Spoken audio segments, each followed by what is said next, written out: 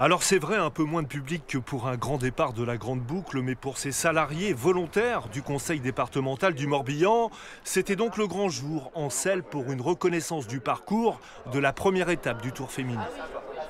Ça va le faire, vous êtes habitué? Ça devrait. Je vous le dirai à l'arrivée, vous verrez, si je suis dans le fourgon ou... Je crois qu'on est prévu sur un rythme de 26, donc ça devrait aller. Il faut quand même monter 2 fois Cadoudal. Emmenés donc par leur président David Lapartien, accessoirement grand patron du cyclisme international, les voilà partis pour 60 km entre Vannes et Plumelec, tracé que le peloton empruntera le 26 juillet. Alors aujourd'hui, forcément, ça roule un peu moins vite. On monte au train.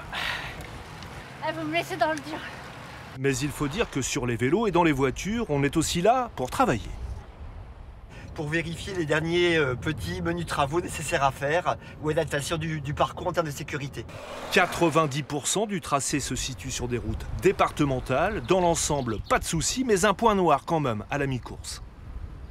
On est sur la partie de route un peu plus cabossée entre Grandchamp et Colpeau. Quand on passe en vélo, on voit qu'effectivement il y a quelques travaux à faire. Donc c'est aussi l'objectif de la sortie du jour. Quelques tronçons comme ça devaient être refaits dans les années qui viennent pour environ 100 000 €. Passage du Tour oblige, ce sera dès le mois de juin.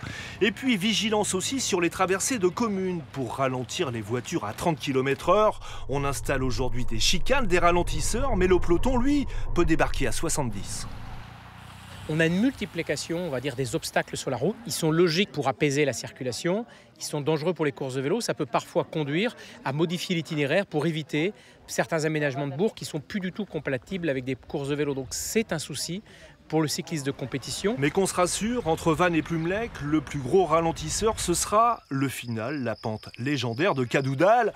Pour info, David Lapartien finira au pied du podium. Je me dis, allez, je vais rentrer dessus. Mais bon, ça faisait beaucoup, j'étais en sur-régime. Et tous les salariés sont arrivés dans les temps, personne dans la voiture balai. Belle sortie. Bon, fin juillet, ils iront plus vite quand même. Largement, mais moi je ne les suivrai pas.